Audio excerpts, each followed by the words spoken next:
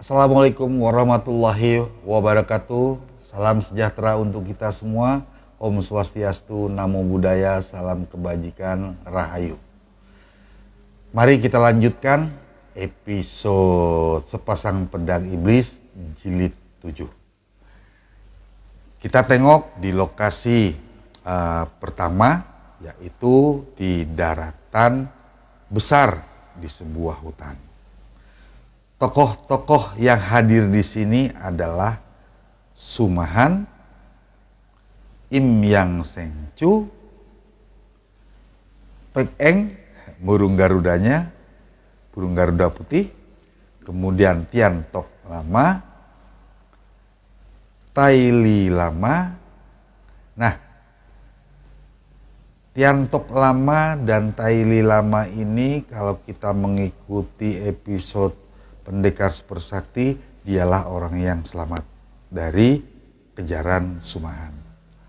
Kemudian Betty Kong, kemudian Tan Siu Chai, kemudian Maharya. Sebelum kita memasuki cerita di jilid 7 ini, kita flashback sedikit di jilid 6 bahwasanya perebutan Bun Beng oleh tiga tokoh Tian Leong Pang, Pulau Neraka, dan pasukan pemerintah gagal karena tanpa sengaja Bun Beng terkena pukulan jarak jauh dari Tian Tok Lama sehingga Bun Beng jatuh dari jurang masuk ke dalam pusaran air di muara sungai. Dan kemudian di tempat lain Im Yang Seng Chu datang-datang ujuk-ujuk bahasanya tanpa ada angin, tanpa ada hujan, menantang Sumahan untuk bertarung sampai mati. Nah, marilah kita masuki di cerita ke jilid 7 ini. Ringkas cerita, akhirnya Im Yang Seng Chu menceritakan kondisi perkawinan Lulu dan Sin Kiat 5 tahun yang lalu, yang juga dihadiri oleh Sumahan sebagai wali dari Lulu, adik angkatnya. Perlu diketahui ternyata bahwasanya dendam dari Im Yang Seng Chu terhadap Sumahan ini bukan cuma sekedar matinya Soan Li, murid kesayangan Im Yang Seng Chu, yang saat itu Soan Li ingin membantu Sumahan, ingin menyelamatkan Sumahan dari jebakan pasukan Manchu. Dan akhirnya Soan Li meninggal atau mati di pangkuan Sumahan. Nah, itu ada di cerita Pendekar Super Sakti. Ditambah lagi dengan permasalahan rumah tangga Sin Kiat.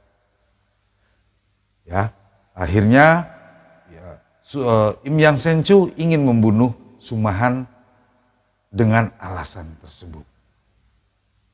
Dan Im Yang Seng Chu akan merasa puas kalau sudah menceritakannya bahwa setelah ditinggal oleh Sumahan, kondisi perkawinan Lulu dan Sin Kiat semakin rusak. Kondisi Lulu selalu kelihatan berduka dan masih dapat diredam oleh rasa sayang Sin Kiat. Akan tetapi lama-kelamaan kasih sayang Sin Kiat tidak dapat mengobati kedukaan Lulu. Suatu saat malapetaka hebat menimpa Sin Kiat karena Lulu melarikan diri dari rumah dengan membawa anak laki-lakinya yang baru berumur 1 tahun. Saat pergi, Lulu juga meninggalkan surat untuk Sin Kiat yang isinya bahwasanya dia sangat atau Lulu sangat mencintai Sumahan kakak angkatnya. Dan Lulu meminta atau memohon kepada Sinkiat untuk tidak mencarinya. Dan Lulu akan mencari Sumahan sampai dapat. Marahlah Im Yang Sengcu setelah mendengar cerita dari Sinkiat dan menganggap Sumahanlah yang biang keladi dari kerusakan rumah tangga anak muridnya yang disayang. Inilah sebabnya kenapa Im Yang Sengcu ingin membunuh Sumahan. Setelah cerita selesai, Im Yang Sengcu berkata, "Nah, Sumahan, sekarang bersiaplah engkau untuk menebus dosamu. Kedua orang muridku mati karena engkau. Hidupku yang tidak berapa lama lagi ini akan tersiksa oleh dendam dan penasaran. Maka aku harus membunuhmu. Atau engkau menghentikan siksa batinku dengan cara membunuhku."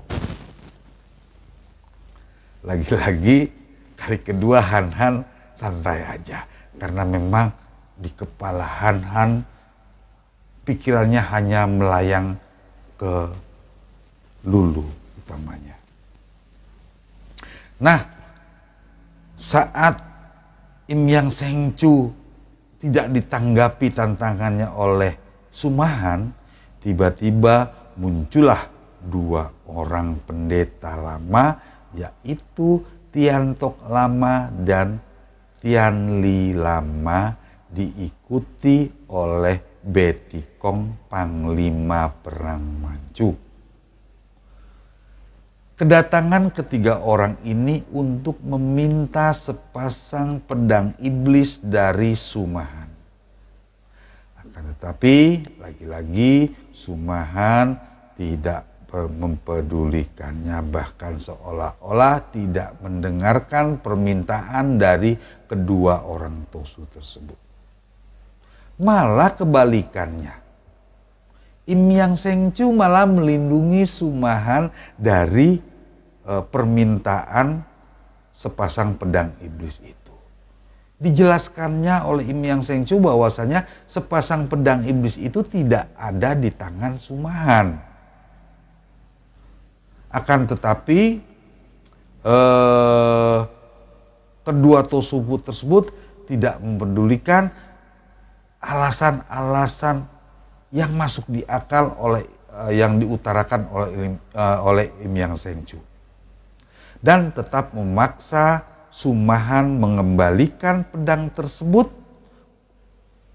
karena dianggap Betikonglah yang berhak untuk pedang tersebut, karena pembuat pedang tersebut adalah pasangan dari negeri India. Nah, untuk yang baru mengikuti, apa hubungannya Betikong yang dengan dua orang pembuat pedang tersebut?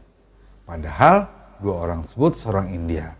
Ternyata Betikong, panglima perang ini, pengganti dari Mirahai ini, sebenarnya keturunan India.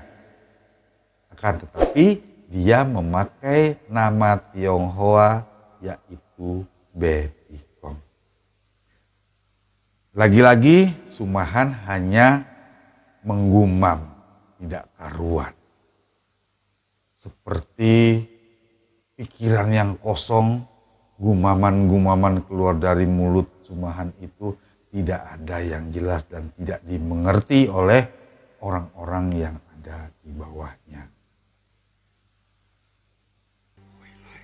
Kemarahan Betikong memuncak dengan menyerang Sumahan dan tahu apa yang terjadi.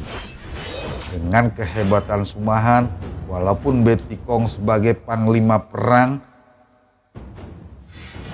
sudah bisa dipastikan, Kong langsung mental terjengkang setelah dia menyerang Sumahan. Tian Tok Lama dan Taili Lama arahlah. Mereka menyerang royok Sumahan. Jadilah pertarungan agak seru sedikit, dan akibatnya Tian Tok Lama dan Taili Lama pun sama nasibnya seperti Kong. Akhirnya ketiga orang itu ditertawai oleh Im Yang Seng Chu, dan saking malunya tiga orang itu akhirnya menyerang Im Yang Seng Chu karena diremehkan oleh Im Yang Seng Chu, diketawai, bahasanya dibodoh-bodohi, bahwasanya kalah oleh Sumahan. Kemudian tiga orang itu menyerang Im Yang Seng Chu, mengeroyoknya. Im Yang Seng Chu dengan keahliannya dia menangkislah pukulan dari Tian Tok Lama, tapi tongkat Im Yang Seng Chu patah oleh serangan Tian Tok Lama, dan tubuh Im Yang Seng Chu pun terpelanting. Setelah tubuh Im Yang Seng Chu terpelanting, dimanfaatkanlah oleh Taili Lama untuk membunuhnya. Tapi tiba ada sinar putih menerjang Taili Lama yang akan membunuh Im Yang Seng Chu. Yang ternyata sinar putih itu bukan lain adalah burung Garuda yang terbang menukik dengan cepatnya menyerang Taili. Karena burung Garuda ini menukik menyerang Taili Lama untuk membantu Im Yang Seng Chu. Perkelahian Im Yang Seng Chu dengan Tian Tok Lama dan burung Garuda dengan Tian Li Lama begitu hebatnya, sehingga pertandingan yang tidak bisa diikuti oleh mata orang biasa. Yang anehnya, Sumahan malah santai aja seperti orang gila aja. Masih tetap tidak peduli, hanya menggumam, keluar dari mulutnya nama Lulu, nama Lulu, nama Lulu, nama Lulu aja yang menggumam dari mulutnya Sumahan. Sedangkan Betty Kong hanya menonton pertandingan. Dalam kesempatan itu Betty Kong menyerang Sumahan dengan tombaknya, dan Sumahan tidak bergerak, tapi serangan Betty Kong luput. Secara cepat Sumahan membantu Im Yang Seng Chu dan Garuda Putih sehingga berhentilah perkelahian mereka. Dan Sumahan meyakinkan kepada mereka, kepada Tian Tok Lama, Tian Li Lama, dan Betty Kong bahwasanya sepasang pedang iblis tidak ada di tangannya. Setelah diceritakan semuanya kenapa tidak ada di tangan Sumahan, maka akhirnya percayalah Tian Tok Lama, Tian Li Lama, dan Betty Kong dengan keterangan dari Sumahan. Maka pergilah mereka berpamitan. Akan tetapi lagi-lagi kakek aneh ini, Im Yang Seng Chu, belum puas. Dia masih mau membunuh Sumahan. Kemudian Im Yang Seng Chu menyerang Sumahan. Sumahan tidak melawan. Dan malah Im Yang Seng Chu terpental terjengkang 5 meter dengan mulut mengeluarkan darah segar. Im Yang Seng Chu kaget karena Sumahan tidak melawan. Tiba-tiba Garuda Putih menyerang Imyang, begitu juga ia tidak melawan burung Garuda. Jadi ceritakan Imyang Sengcu sudah pasrah juga saat diserang oleh burung Garuda, karena pun dia ingin mati sebenarnya. Akhirnya kemelut itu pun usai dengan kesadaran bahwa hidup mereka adalah derita yang harus dijalani. Itulah kata-kata yang dikeluarkan oleh Sumahan terhadap Imyang Sengcu. Setelah ditinggal pergi oleh Sumahan dan Pek Eng, burung Garuda Putih, Imyang Sengcu termenung seorang diri, mengingat-ingat semua kejadian-kejadian. Saat itu tiba-tibalah datang seorang lelaki muda, Tan Siu Chai, yaitu lelaki yang dijodohkan dengan Soan Li muridnya. Ternyata Tan Siu Chai datang ke tempat itu ingin membunuh Sumahan dan juga ingin membunuh Imyang Sengcu. Dengan alasan Imyang Sengcu tidak dapat atau tidak bisa menjaga tunangannya. Dan alasan ingin membunuh Sumahan karena Sumahanlah yang menjadi penyebab matinya Soan Li.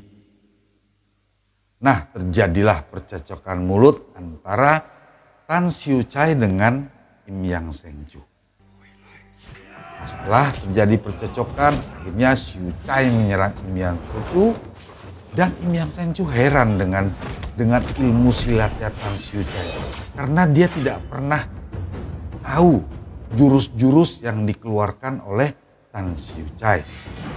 Akhirnya ceritakan bahwa Imyang Sengcu dapat dibunuh oleh Tan Siu Chai yang ia kenal sebagai seorang pelajar, bukan seorang ahli silat. Bagaimana seorang pelajar tiba-tiba dia menjadi seorang hebat yang bisa mengalahi, yang bisa membunuh seorang tokoh besar seperti Imyang Sengcu. Ternyata setelah mendengar kabar bahwasanya Soan Li tunangannya itu mati, kemudian disusul dengan meninggalnya kedua orang tua Tan Sui Chai, maka Tan Sui Chai menjadi gila. Nah, dalam gilanya tersebut ia bertemu dengan Maharya. Setelah Tan Sui Chai menjadi murid, mereka sama-sama juga mencari sepasang pedang iblis. Nah, itulah di lokasi pertama, kita menuju lokasi kedua, yaitu di pusaran air di muara Sungai Huangho. Dijelaskan sebelumnya di jilid ke-6 bahwasannya Bun Beng masuk ke dalam pusaran air tersebut. Kita tinggalkan para tokoh-tokoh Kang Ou yang dalam upaya mencari sepasang pedang iblis. Kita tengok dulu kondisi Bun Beng. Saat tercebur ke pusaran air di muara Sungai Huangho itu, bagaimana cerita Bun Beng yang selamat dari pusaran air tersebut, dan ia ternyata terdampar setelah pingsan tersedot di bawah air yang deras memasuki lorong bawah gunung. Bunbeng terdampar setelah terlempar ke dalam lambung gunung tersebut yang terjadi mukjizat karena kekuasaan alam. Saat dalam keadaan baru pulih dari pingsannya, Bunbeng melihat binatang aneh yang berbadan seperti kera tetapi suaranya seperti anjing. Pengeroyokan terjadi pada Bunbeng dan berakhir dengan kemenangan Bunbeng mengalahkan Raja Babon tersebut. Saat itulah Bunbeng diangkat menjadi keluarga sekumpulan Babon. Dan Bunbeng harus bisa beradaptasi dengan kehidupan sekumpulan Babon tersebut. Nah, demikianlah episode Sepasang Pedang Iblis jilid 7, dan kita akan lanjutkan ke jilid 8. Terima kasih. Wassalamualaikum warahmatullahi wabarakatuh.